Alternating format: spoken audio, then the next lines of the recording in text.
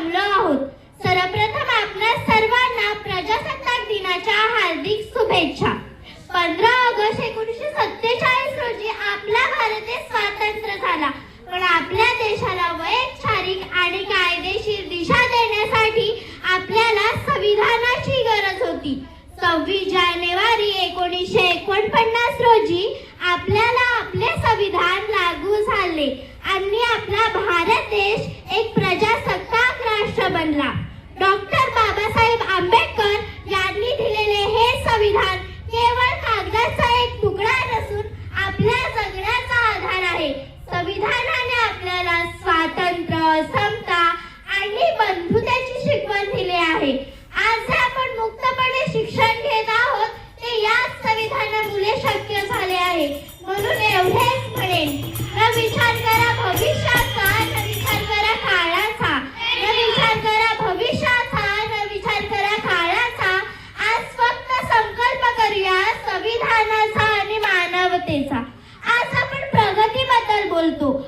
मनामध्ये एक खंत वाटते की आजही आपल्या देशातील मुली सुरक्षित नाहीत.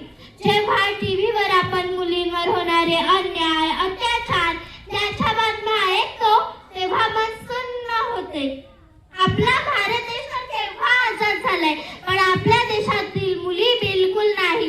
बेटी बचाओ बेटी पढाओ असं म्हणत असतानाच मुलींना सुरक्षितेची वागणूक मिळायला हवी. सावित्रीबाई फुले यांनी शिक्षणाची दारे उघडली आणि आज मुली प्रत्येक क्षेत्रात पुढे आहेत. मग ती खेळपट्टी असो किंवा विज्ञानाची प्रयोगशाळा किंवा सीमेवरचे रक्षण. आणि हो बरं का, मुलींच्या सुरक्षतेबरोबर आपल्याला आपल्या देशाच्या स्वच्छतेकडे लक्ष दिले पाहिजे. आपला भारत देश केवळ ताकदवान नाही तर स्वच्छतेत सुद्धा प्रगत झाला पाहिजे. स्वच्छ भारत हे केवळ एक अभियान नाही तर आपला भारत देश पुढे नेण्याची संधी आहे. जर आपण आपला कचरा योग्य ठिकाणी टाकला, प्लास्टिकचा कमी वापर केला तर आपला भारत देश खऱ्या अर्थाने प्रगत व शक्तिशाली होईल. शेवट इतकेच म्हणेन की आपण या प्रजासत्ताक दिनी संकल्प करूया की आपण मुलींचा आदर करू, संविधानाचा सन्मान करू आणि आपला भारत देश एक स्वच्छ देश बनवू. जर ह्या सर्व गोष्टी आपल्या भारत देशात असतील ना, तेव्हाच आपला भारत देश एक ताकदवान देश होईल. शेवट इतकेच म्हणेन, उंच आमची भरारी आहे संविधानाची साथ, उंच आमची भरारी आहे संविधानाची साथ. प्रजासत्ताक भारताचा आम्हा सर्वांना आहे अभिमान. धन्यवाद. जय हिंद, जय भारत. माझे संपूर्ण कुटुंब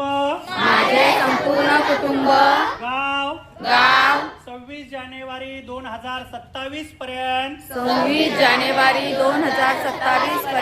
साक्षर करेल. मी स्वतः असाक्षर राहणार नाही आणि इतरांनाही असाक्षर राहू देणार नाही. मी माझ्या कुटुंबातील सदस्य मित्र आणि समाजातील प्रत्येक व्यक्तीला वाचन लेखन व संख्या ज्ञान शिकण्यासाठी प्रयत्न करेन. मी किमान 2 असाक्षर व्यक्ती साक्षर करण्यासाठी प्रचार प्रसार करीन. मुलगा असो वा मुलगी, स्त्री असो वा पुरुष, सर्वांना समान शिक्षण मिळावे यासाठी मी प्रयत्नशील राहीन. राज्याचे 100% साक्षरतेचे ध्येय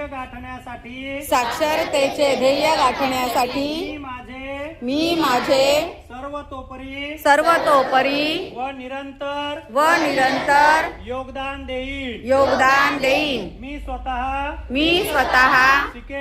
शिकेन आणि इतरांना शिकण्यास मदत करेन. ज्यामुळे समाज प्रगती करू शकेल. जय हिंद, जय महाराष्ट्र.